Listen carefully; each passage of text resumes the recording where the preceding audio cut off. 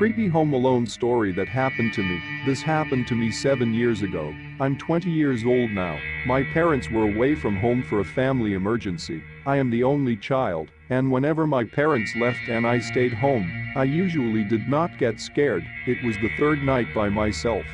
I was playing video games and eating junk food, and then I just hear a knock on the door. I was wondering who could be knocking on someone's door at a late time like this. I could see the man peeping through the small glass windows surrounding the door. I could hear yelling. He was saying, "I'm really hurt, please let me come in." I said, "What's wrong?"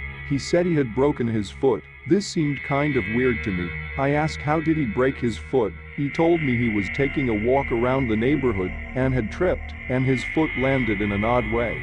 He was begging me and screaming, telling me if he gets really hurt, he's gonna sue me for not helping him. I said I would call up an ambulance for him and told him to wait outside. After I said that, he said, "If you do not let me in, I will slit her throat and cut all her body parts in half." As soon as he said that, I grabbed my dad's shotgun he keeps on the highest shelf in the kitchen and the phone to call the police. I told the man the police are on their way. He told me they will not make it in time. He was trying to bust open my dining room window. By the way he was hitting it, it looked like it was about to break.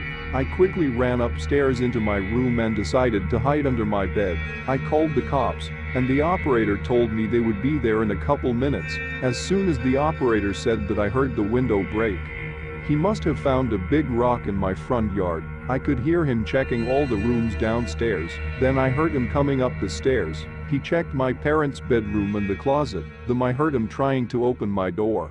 I gripped the shotgun tightly in my hand and waited for him to break down the door. He was now kicking it as hard as he could. In just a couple hits he knocked it down. I could see his feet. He tried to open the closet door in my room, which I had locked purposely to confuse him.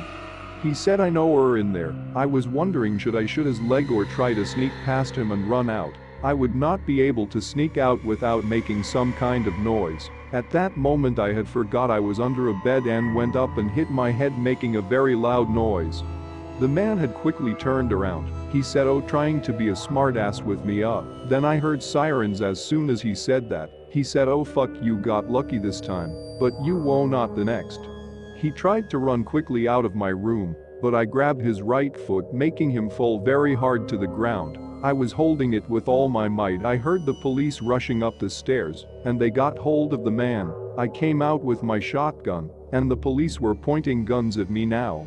I quickly explained everything, and the police understood. Apparently they found the man's van parked in front of my house. He had many sharp knives, duct tape, a camera, and rope. I could not have imagined what he would have done to me if I had not thought to lock that closet door. The police called my parents and told them what happened. They came home 3 days earlier, and my mom hugged me very tightly, and so did my dad. My mom told me the man had been sentenced to 15 years with a chance of getting parole. We moved from that house a month later, and I had lots of nightmares about it. It took me a long time to get back to normal. I never stayed a night alone until I moved out of my parents' house, and I have 3 guns in my house, just to be extra safe if anything like that ever happens again. You can use this story if you want to. Thanks for watching. If you enjoyed the video, hit that like button to support my work. And as always, enjoy the fear, my dear.